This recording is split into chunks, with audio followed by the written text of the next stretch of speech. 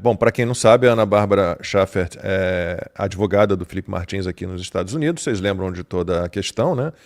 Felipe Martins foi preso com a desculpa de que ele tinha entrado aqui por Orlando, nos Estados Unidos por Orlando, aqui no fim de 2022, acompanhando Jair Bolsonaro. E aí ele mostrou, por A mais B, ele mostrou, olha, não embarquei, e apresentou lá tudo que vocês puderem imaginar, ele apresentou. Ticket de viagem dele voando no Paraná, um voo doméstico no Brasil, viagem de Uber que ele fez, tudo que vocês puderem imaginar. Ele comprovou que ele não veio aos Estados Unidos no fim de 2022 acompanhando Jair Bolsonaro. Isso foi usado, foi uma reportagem do Guilherme Amado, no Metrópolis, que fez essa denúncia. Essa reportagem foi usada pelo Alexandre de Moraes, que tentou disfarçar essa história, vocês viram a denúncia do Talhaferro, né? Mas essa reportagem gerou a decisão do Alexandre de Moraes de mandar prender o Felipe Martins, né? Ele falsificou, mandou fraudar as datas, né? da PET, da petição, dos mandados de busca e apreensão contra o Felipe Martins, né, para não dar a entender que ele partiu da publicação da reportagem, mas que aquilo era algo anterior. O Talhaferro apresentou metadados, inclusive, para que ninguém questione realmente as provas que ele está apresentando de fraude, né, de uma ilegalidade tremenda cometida pelo Alexandre de Moraes. Felipe Martins ficou preso 10 dias numa solitária, ficou 6 meses na cadeia, né, e mesmo que tivesse viajado, o que não viajou, mesmo que tivesse viajado, que problema haveria? E aí descobriram que falsificaram, fraudaram, não sei qual é o termo técnico correto, essa entrada dele aqui nos Estados Unidos. E aí o Felipe Martins, né, entrou com essa ação, querendo, claro, investigar e chegar aos culpados por isso. Quem, né, incluiu essa informação dele com o nome errado, com o número do passaporte errado. E essa ação está se desenrolando, Ana. Eu sei que a gente também não quer atrapalhar, claro, o processo. A gente sabe que algumas informações têm que ser mantidas em sigilo. O que você pode dizer para a gente sobre esse processo? Todo mundo fica imaginando a quem isso vai atingir, em quem isso vai chegar, né? Então, o que você pode dar de informação sobre isso? Bom, eu quero rapidamente recapitular com as pessoas que estão em casa sobre esse caso, né? Por que eu fui envolvida nesse caso no início? Como advogada de imigração, eu tenho uma experiência vasta aqui com as agências migratórias americanas. Então, o time do Brasil, a defesa do Felipe no Brasil me procurou pedindo ajuda. Olha, apareceu esse documento aqui que supostamente indicaria uma entrada do Felipe nos Estados Unidos e nós gostaríamos de entendê-lo. Foi um documento que não tinha qualquer valor legal, o Travel History naquele momento, que é um documento que inclusive tem lá no site do governo americano, que ele não tem valor legal algum. O que prova uma entrada de alguém nos Estados Unidos é um formulário que chama I-94, que ele é emitido na entrada deste não imigrante no país. E nós fomos ao buscar esse 94, aí a história que segue, acredito que quem está em casa já está bastante familiarizado, mas rapidamente aqui para lembrarmos. Primeira coisa, o governo americano afirmou que não havia em 94 sobre essa entrada, que essa entrada não tinha acontecido. Isso foi em abril do ano passado. E nós temos isso por escrito pelo Departamento de Proteção da Fronteira dos Estados Unidos, que é o CBP. Eles mandaram por escrito dizendo exatamente isso. Não há I-94 referente à suposta entrada no dia 30 de dezembro, porque a entrada do Felipe aconteceu em setembro de 2022, que é consistente com a agenda dele. Ele teve realmente uma conferência nas Nações Unidas em setembro de 2022, que ele entrou por Nova York. E aí o que aconteceu? Então, passaram-se alguns dias, coincidentemente, nesta época, veio uma delegação da Polícia Federal para os Estados Unidos, supostamente para... No mesmo período? Exatamente. Nesse meio tempo, essa delegação da Polícia Federal veio para supostamente negociar a extradição do Alan dos Santos e também investigar o caso das joias. Isso aconteceu. Vieram atrás do Alan, levaram o Boy George. Falar isso com muita cautela, né? Eu não estou afirmando nada, mas coincidentemente isso aconteceu. E pouco tempo depois dessa delegação ter vindo aqui, nós procuramos Nova York. Por quê? Para obter o I-94 por lá. Porque esse I-94, ele é referente à última entrada nos Estados Unidos. Então, Se a última entrada foi em setembro de 2022, o I-94 deveria ser emitido por Nova York. E neste momento veio a surpresa, que Nova York nos disse o seguinte, olha, nós não podemos emitir esse I-94, porque aqui nos nossos registros mostra uma entrada por Orlando no dia 30. Só que eu já tinha naquele momento, por escrito, de Orlando, que não havia registro. Então, peraí. Então, as autoridades de Nova York disseram que não poderiam dar o documento para você porque tinha uma entrada em Orlando. Posterior. Posterior. Só que Orlando já tinha declarado que ele não tinha pisado lá. Exato. Mas continua no sistema, pelo jeito. Então, eles falaram assim, olha, não consigo, porque é o seguinte, a última entrada dele, então, a Nova York, ele foi conflitante diretamente com Orlando. Olha, não, a última entrada dele aqui no meu sistema, neste momento, está 30 de dezembro de 2022 em Orlando. Então, nós não podemos emitir o I-94, porque o I-94 é com referência à última entrada, e você terá que ir em Orlando para obter o I-94. Eu falei, mas a gente, no Orlando me confirmou que não tem. Foi quando eu fui para Orlando, mas a gente mostrou já que o Felipe não entrou. E em Nova York eles deram documento ou só foi verbal? Não, foi verbal. Foi por telefone, mas a gente tem tudo aí devidamente registrado, né? Aí a gente foi para Orlando. Quando fomos para Orlando, questionando isso, foi quando a gente teve acesso a esse I-94. Nesse meio tempo foi quando a gente teve acesso a esse 94, dessa entrada em Orlando, só que com o passaporte do Felipe, um passaporte perdido quase 2 anos antes da viagem e com o devido registro policial, com o devido boletim de ocorrência, comprovando a perda do passaporte. Uma classe de visto que ele não detinha no momento da viagem. Peraí, desculpa. Então, a entrada dele de Orlando não era o visto, não era o passaporte atual que ele estava utilizando, e a data é posterior a um boletim de ocorrência de que ele tinha perdido o passaporte? Exato, o passaporte que constava no documento da primeira coisa, esse I-94 ele não existia no momento que eu entrei em contato com Orlando, porque Orlando afirmou, e temos isso por escrito. Fomos para Nova York disse que não poderia emitir porque tinha entrada por Orlando. Quando questionando em Orlando, então a gente teve acesso a esse I-94 dessa entrada do dia 30 de dezembro. O que consta no I-94? I-94 consta a data da entrada, o número desse I-94, a classe de visto que a pessoa entrou nos Estados Unidos, o nome da pessoa, o número do passaporte. Esse número do passaporte que constava neste documento é o passaporte que o Felipe tinha perdido quase 2 anos antes dessa viagem. A gente tem boletim de ocorrência provando. Então, ele já tinha um novo passaporte. Então, imagina, para emitir um novo passaporte, sabemos que o Itamaraty cancela o passaporte perdido. Sim. Então, seria o mesmo que afirmar que o Felipe entrou com o passaporte cancelado nos Estados Unidos. Então, isso aconteceu.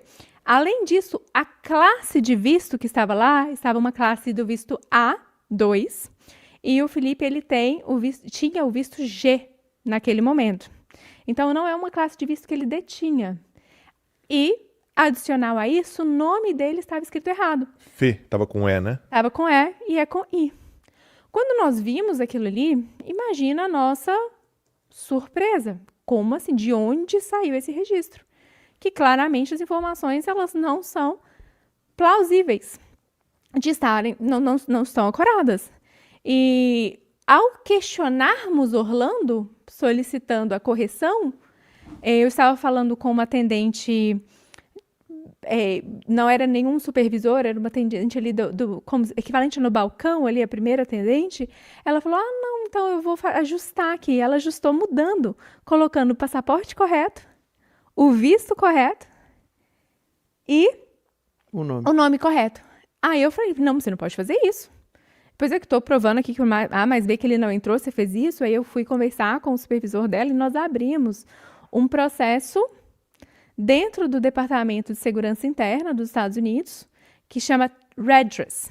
É um processo que é para revisar aquelas ações. E nesse momento nós apresentamos todas as provas até o momento que o Felipe não tinha saído do Brasil. Desde da declaração da Latam, que ele estava num voo interno, no dia seguinte, que seria fisicamente impossível que ele estaria nestes 2 lugares ao mesmo tempo, ele não teria tempo hábil para chegar nos Estados Unidos, voltar ia estar naquele voo, até recibos de Uber, enfim, a gente montou esse dossiê e mandamos para o Departamento de Segurança Interna. Esse processo ele ficou em processamento e foi encerrado no início de junho do ano passado. E quando ele foi encerrado, eles retiraram esse 94 do sistema. Ele foi eliminado. Neste momento, eu consegui, então, entrar em contato com Nova York e aí sim, pedir a emissão do I-94 emitido por lá. Eu conversei com Nova York, pedi, e aí eles falaram assim, agora, não tendo registro no sistema, a gente consegue emitir o I-94 para vocês. Nesse momento, nós, na defesa do Felipe, lá no Brasil, a gente aguardou um tempo o suficiente para poder fazer uma ata notarial para então incluir isso no processo. Então, decorreu quase uma semana entre o fechamento desse processo no Departamento de Segurança Interna e quando isso foi para o processo do Felipe e como consequência na mídia. Aí é o que torna-se curioso. No dia seguinte, eu recebi um e-mail do Departamento de Segurança Interna dos Estados Unidos com os seguintes dizeres: urgente. Uau. Miss Schaffert, né, meu sobrenome. Por favor, nos mande evidências adicionais que Felipe Martins, senhor Pereira Martins, não estava no voo. E aí que é esse momento deu esse mal-estar. Por quê? Gente, como assim o processo ele já estava fechado? Tudo que eu estou apresentando para vocês, eu consigo mostrar provas, a gente tem a data do fechamento desse processo. E aí eles voltam para a gente, então isso indica, sim, uma comunicação. Sim. Uma comunicação, porque o processo já estava fechado há mais de uma semana. O que justifica? Foi no dia que foi para a mídia, explodiu. No dia seguinte eles mandam. Isso durante qual administração? Isso foi no Biden, no ano passado. Aí, aí essa parte, a gente talvez não... Muitas pessoas não sabem desse nível de detalhes. Reabriram o processo. Olha só. Consta lá, a data foi reaberta desse processo que é administrativo que a gente iniciou. Ficou aberto e depois ele foi fechado novamente no dia 31 de julho do ano passado. Nesse meio tempo, inclusive, houve a reportagem do Wall Street Journal com os seguintes dizeres: Who framed Felipe Martins? Ou seja, quem me ajuda com a tradução? Framed. Quem enquadrou? Quem enquadrou? Quem enquadrou Felipe Martins, né? Quem incriminou, incriminou Felipe Martins. E isso chamou muita atenção. E aí esse processo ele foi fechado sem qualquer modificação. Pouco tempo depois, nem 2 semanas depois, o Felipe Martins estava solto no Brasil. Mas tudo isso indica algo, no mínimo, estranho. Né? Então, a gente... que eu fiz? A gente abriu 2 processos, chama FOIA, que é o equivalente... chama Freedom of Information, aqui nos Estados Unidos, que é equivalente à Lei de Acesso à Informação no Brasil, para a gente poder obter todos os logs, todas as informações desses trâmites, do que aconteceu. Ambos os processos eles foram fechados inconclusivos, como se a gente não tivesse fornecido informações o suficiente para que eles pudessem acessar os dados. E, em paralelo a isso, a gente também abriu uma denúncia dentro do Departamento de Segurança Interna com o supervisor general deles, só que essa denúncia ela corre em sigilo, a gente não tem nem direito a ter acesso. E uma vez exaurida, então, todas as vias administrativas, aí sim foi iniciado, agora sim, lá como eu vou chegar na sua pergunta, aí sim foi iniciada um processo judicial. Por quê? Porque a gente tem que exaurir primeiro as vias administrativas antes de poder judicializar. E aí, nesse processo judicial, o que está sendo pedido? É justamente o direito de ter acesso a tudo que aconteceu com relação ao caso do Felipe. Então, o que a gente... E até agora não teve. A gente conseguiu acesso, nós sabemos que os dados existem, mas as informações relevantes sobre quando e quem estavam inicialmente tarjadas. Agora, quando essas informações elas foram liberadas parcialmente, então a gente já sabe que só para explicar, né? Então, ou seja, quando as informações mais cruciais que vocês queriam, elas estavam com aquele negócio em preto. Uma tarja preta. Então, assim, a gente sabe que o que é um alívio no sentido de saber que os registros eles existem, mas eles estão tarjados. Então, depois nós pedimos mais informações, dizendo que nós não iríamos aceitar aquele documento. eles aceitaram retirar as informações do quando. Então, nós já conseguimos ver várias modificações posteriores no caso. Com a cronologia, né? Com a cronologia, a gente já consegue ver isso, mas ainda não sabemos quem. E o principal dado de quando o primeiro registro foi inserido ainda não está lá. Então, aí nós estamos nessa fase agora. E houve uma extensão de prazo. Nós estamos nessa fase que chama Discovery, que é uma fase que nós trazemos os argumentos jurídicos para que a gente tenha acesso a esses dados. E, seguindo essa ação, que é uma ação na esfera civil, vai ter também ação a nível criminal para responsabilizar o governo americano. Sim. Afinal, nós estamos falando aqui de um... Não vejo que seja temerário. Algum funcionário daqui. Uma fraude. Eu não quero afirmar até isso estar numa sentença condenatória, mas grandes evidências Alguém ali que tem. demonstrando Que isso. tinha acesso ao sistema. Exato. Então, E isso, aí se você for ligar e chegar alguém do Brasil, aí é uma questão com os advogados do Felipe no Brasil. isso. Exatamente. A gente trabalha nessa defesa dupla, eu faço a cobertura aqui dentro dos Estados Unidos, muito focada nessa parte imigratória, mas mesmo na minha atuação, agora, quando chegar na parte criminal e civil, na parte civil eu estou atuando com o Dr. Raul Torrão, que é um colega meu nessa área, e agora na área criminal a gente também vai trazer um especialista nessa área, que outras ações serão necessárias com relação ao caso do Felipe. Agora, pera, uma coisa que eu quero entender. Essa dificuldade toda de conseguir detalhes do I-94, e a galera do Metrópolis conseguiu isso da noite pro dia? Foi. Eles conseguiram, foi o Travel History, não? Que foi publicado lá na... Não, eu acho que eles chegaram até o I-94, não foi ou não? Não. Foi só o Travel History. Foi o Travel, Não sei. assim, foi o Travel History que estava lá. Que É. foi a primeira parte. Na verdade, antes, a prisão do Felipe se torna muito absurdo. Foi declarada por dois documentos. A matéria do Guilherme Amado, que ainda não tinha o Travel History, esse é o primeiro. Uhum. E o documento em Word Document, encontrado no computador do Citi, com a suposta lista de passageiros, e que o Felipe integrou uma das primeiras versões. Então, a prisão dele foi essa. Depois de... Com base no arquivo Word. Ele ficou quase 3 dias preso, sem saber por que ele estava preso. Aí, houve a manifestação da Procuradoria para soltá-lo. A defesa apresentou, naquele momento, o documento da Latam, que foi uma das primeiras evidências mostrando que ele estava no voo. E aí, No voo doméstico, não no voo... um ministro que poucas pessoas conhecem, chamado Alexandre de Moraes, definiu que novas diligências seriam necessárias. E aí, só aí, o Felipe já estava preso há mais de um mês, que surgiu realmente o Travel History, que é esse documento que não tem valor legal, que é aí que eles me envolveram. Entendi. Aí, quando chegou até mim com esse Travel History, aí eu falei para eles, não, isso não tem valor nenhum. Vamos atrás do I-94. E aí se decorreu toda essa sequência de eventos que eu estou descrevendo para vocês hoje. Travel History em português, pessoal, histórico de viagem. Isso. Né? Cara, você vê, né? O Brasil não é o Brasil que... Quando eu saí do Brasil, em 2020, o Brasil já estava enfrentando um desafio enorme. 5 anos depois, não é o mesmo Brasil. Não é o mesmo Brasil. Eu falo para vocês, 5 anos. 5 anos, para aquelas pessoas que, seja para o pessimismo, seja para o otimismo, para as pessoas que acham que ou não tem mais nada para fazer, ou não está tudo lindo e maravilhoso, eu digo, 5 anos o Brasil mudou para esse cenário. Você ter a matéria de um nanico moral desgraçado, como o Guilherme Amado, que numa matéria que nem matéria é um negócio opinativo, né?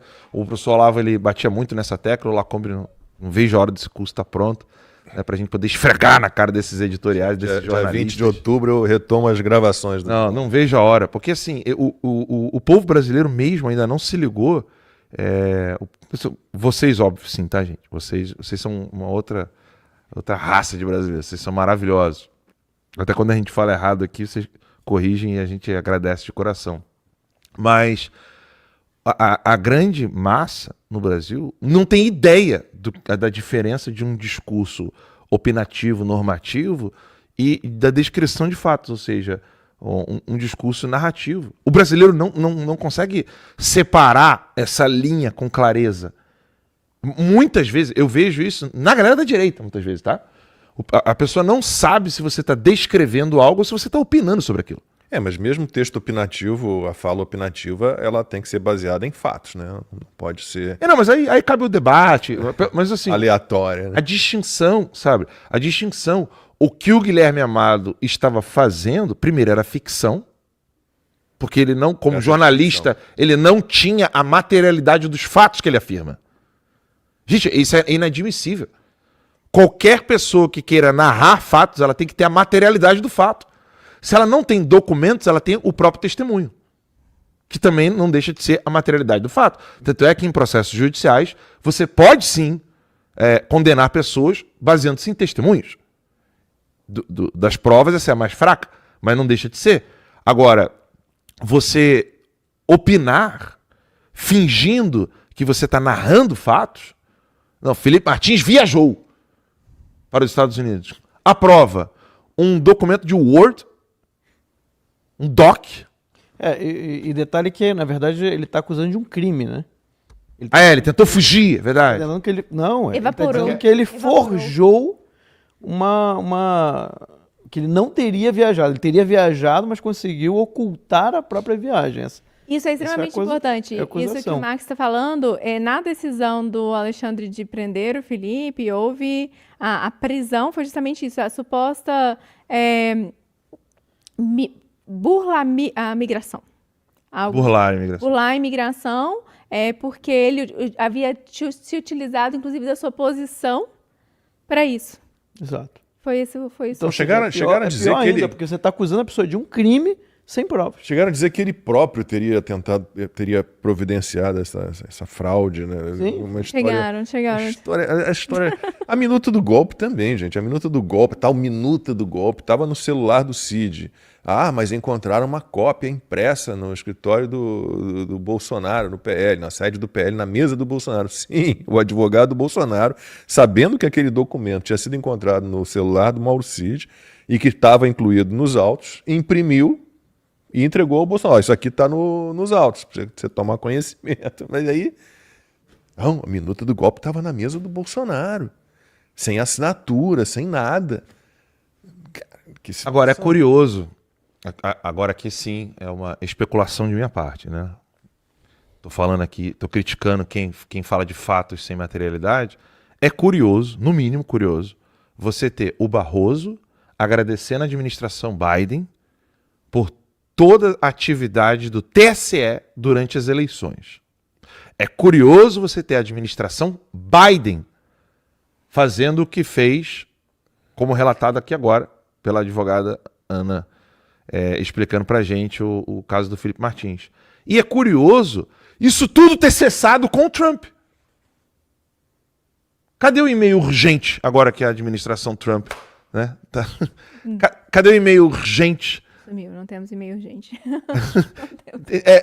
Você vê que os indícios de conluio da administração Biden com o STF, o TSE, o governo brasileiro, sob a administração do comunista canalha Luiz Inácio Lula da Silva, você vê os indícios de conluio entre eles dois. Eu ouso dizer que é um dever do Trump. Não é caridade com o povo brasileiro. É um dever do Trump socorrer o Brasil. Sim. Sem brincadeira. Porque uma potência militar e econômica como a dos Estados Unidos, essas pessoas, o Trump tem o dever de caçar cada um da administração Biden que fez isso. É um dever. Eu acho que precisa até ser deixado isso claro, né, que, graças a Deus, nos Estados Unidos, nada fica impune, assim como no Brasil. Não estou dizendo que os Estados Unidos é um país perfeito, que aqui é o paraíso, mas aqui as coisas funcionam com um nível de superioridade a outros países do mundo, sobretudo o Brasil. Assim, é um nível estratosférico o negócio. Não é o nível de Monte Everest, não. O negócio vai para fora do planeta, a comparação. Então, é um dever da administração Trump entender não só essa questão do USAID, de tudo que foi feito ao redor do mundo, mas é esse tipo de colaboração, né, que tudo indica que é uma colaboração, entre a administração Biden e o Estado brasileiro. Porque é assustador. É assustador. Aí agora, para você que está em casa, que não nos segue, que está vendo esse vídeo pela primeira vez, depois de tudo isso que a doutora Ana está explicando para a gente, eu te pergunto, você entendeu agora o nível de ameaça que o Bolsonaro estava recebendo enquanto ele era presidente? Porque o Biden já era presidente. A gente tem diretor da CIA indo para o Brasil, quando o Bolsonaro era presidente, para garantir a tal da, abre aspas, lisura das eleições. Cadê aquela galera que chama o Bolsonaro de covarde? O Bolsonaro estava com o headshot, como é que fala? A mira. Ele estava com a mira do laser na testa dele do Brasil. As pessoas que falam que o Lula está afundando o Brasil, que o Eduardo Bolsonaro está afundando o Brasil, quem afundou o Brasil foi o Biden, a administração Biden e o Lula. É isso que está acontecendo. Hoje, nesse exato momento. O Brasil não só se entregando por completo à China. Cara, eu não estou conseguindo dar conta de denúncias que chegam para mim. Alan, por favor, fala aqui desse rio aqui lá no Amazonas, que teve uma desestatização e o Lula entregou para o Partido Comunista Chinês. Os casos de ações que estão na mão do Estado brasileiro ou de empresas brasileiras que agora estão sendo levados completamente para o Partido Comunista Chinês, eu não estou dando conta. É sério, não tem programa. Se a gente ficasse 6 horas de programa aqui, eu não teria tempo para falar de todos os casos envolvendo indústria, envolvendo segurança nacional, ou seja, o abastecimento energético, hidrográfico, no Brasil, tudo. Transporte por via como é que é? Hidrovia. Pelos rios. Tudo sendo entregue para a China. Tipo, uma operação de guerra. Qualquer pessoa que entenda de estratégia e tática, sobretudo nos textos soviéticos, qualquer pessoa, você que está nos assistindo, vá depois no site marxist.org. Se escreve marxista sem o A, é em inglês, né? Marxist, no plural, .org. Escreve lá, estratégia e tática Stalin. Você vai ter mas vários livros, artigos dos comunistas falando como eles fazem estratégia e tática. E essa é uma delas. Você controlar todo o espectro de segurança, segurança alimentar do país, segurança energética, como aquele país se abastece, petróleo, as usinas de energia por meio de água, que me fugiu aqui agora o nome, como se dá. Eu não sou especialista nesse Hidrelétrica? assunto. Hidrelétrica, obrigado, Lacombe. Assim, eu não sou especialista nesse assunto, mas a China, ela dominou todos os pontos estratégicos do Brasil. Então, enquanto a administração Biden estava sendo meio que forçada pelo US Marshal a cancelar todos aqueles andaimes. Como é que é o plural de andaime? Andaimes. Andaimes.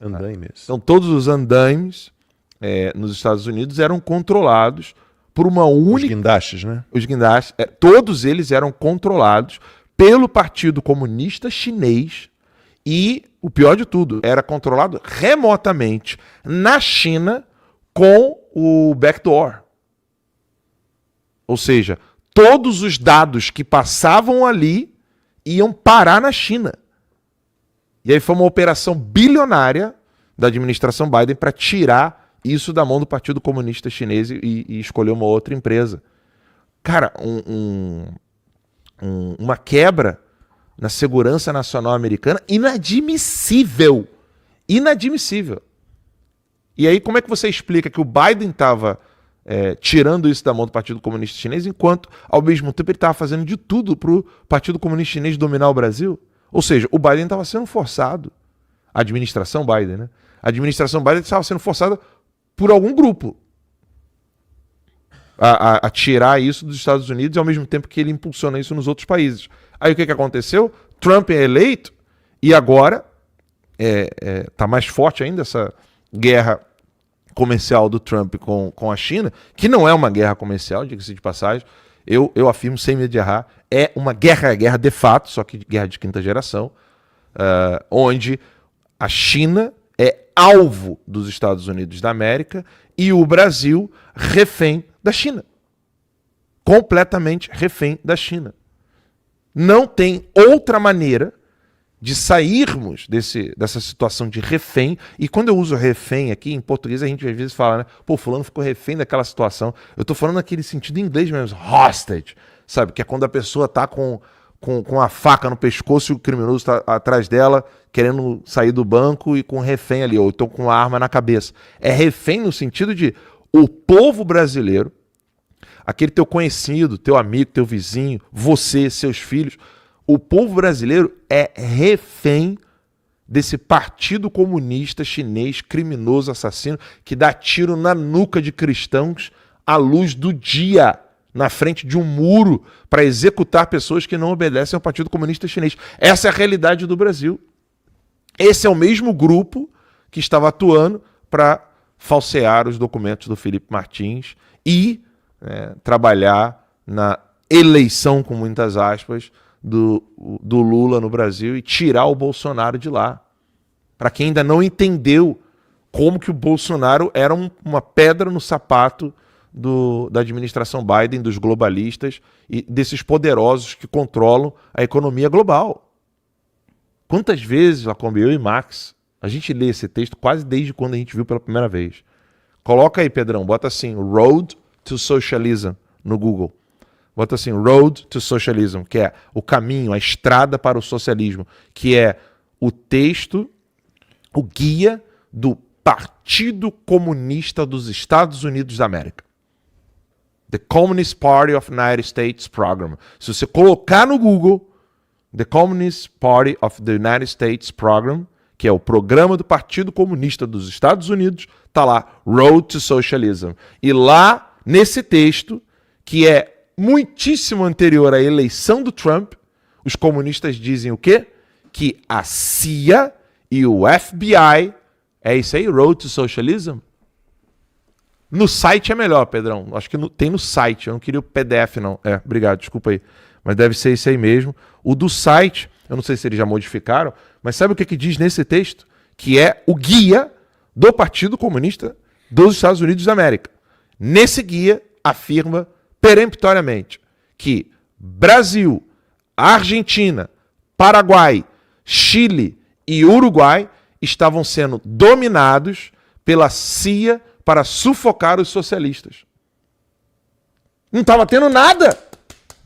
Não estava tendo nada. Era frame. Era enquadramento, técnica de enquadramento. Vou explicar para vocês como é que funciona a técnica de enquadramento. Quando você vira para a pessoa e fala assim, você é sexista, você não sei o que, você não sei o que lá. Tá na cara que você não é. Mas eles querem criar no imaginário das pessoas que você está cometendo aquelas ações. E que amanhã ele quer te punir por isso. Então ele vai mentindo, espalha essa mentira pela imprensa, como Stalin falava, né? O que importa é a quantidade, não a verdade. Ou seja, se você tem 17 jornais num único estado falando uma única coisa sobre alguém, cara, dificilmente o teu amigo não vai desconfiar. Tem noção? Se você tem... Imagina, você mora no Rio de Janeiro. Esse aí. Obrigado, Pedro. Esse aí é o programa. Escreve a palavra Brasil no Ctrl F aí. Bota assim, Brasil, só para o pessoal poder entender do que eu estou falando. Como é que funciona a técnica de enquadramento? E pela quantidade. Né? Você mente sobre aquela pessoa, continua mentindo sobre aquela pessoa, vai falando mentiras, vai fazendo jornais comentarem essa mentira, você vai fazendo com que outros analistas falem sobre essa mentira, e aí lá na frente, você tem tantas acusações falsas sobre você, que aquilo se espalhou de tal maneira que você demoraria uma vida para desfazer os efeitos daquela mentira. Tá claro, pessoal? Você que está em casa me assistindo, eu quero que vocês entendam com clareza isso. Porque essa tática que eles estão usando aí, vê lá em cima, Pedro, a data do original do texto, e lá deve estar assim, modificado em... Não é 2020, não. Será que vai ter? Acho que vai lá no final. Acho que no final vai ter. Isso não é de 2020, esse texto. Aí tá escrito abril de 2020, né? Eles fizeram uma mudança. 2005. Obrigado. Então, o texto é de 2005. Aí eu te pergunto, você que tá em casa. O que estava acontecendo no Brasil em 2005 que a CIA e o FBI estavam atuando? Gente, nada. Nada. O Lula foi eleito em 2002. Em 2003 ele assume, janeiro de 2003. Nesse período, todo mundo descobriu que o Lula era o maior criminoso do Brasil. Com o mensalão, com tudo aquilo que estava acontecendo. Não tinha atuação nenhuma da CIA. Nem do FBI. Não tinha nada, absolutamente nada. E aí quando o comunista vira e fala assim, a CIA está atuando, o FBI está atuando em favor dos fascistas, esse texto é de 2005. 2005. 11 anos antes do Trump assumir. 11 anos. E os caras repetindo a mentira que eles no futuro iriam fazer. Que é exatamente aquele texto do professor Olavo sobre o contragolpe, que eu já mencionei aqui. Eles ficaram falando de que eles precisavam se preparar para um contragolpe, né? Porque o exército vai dar golpe, o exército vai dar golpe, o exército vai dar golpe, o exército vai dar golpe, quando na verdade foram eles que deram o golpe. E o texto do professor Olavo dizia o quê? Quem é que fica alardeando golpe, e um golpe que não tem nenhum cabimento,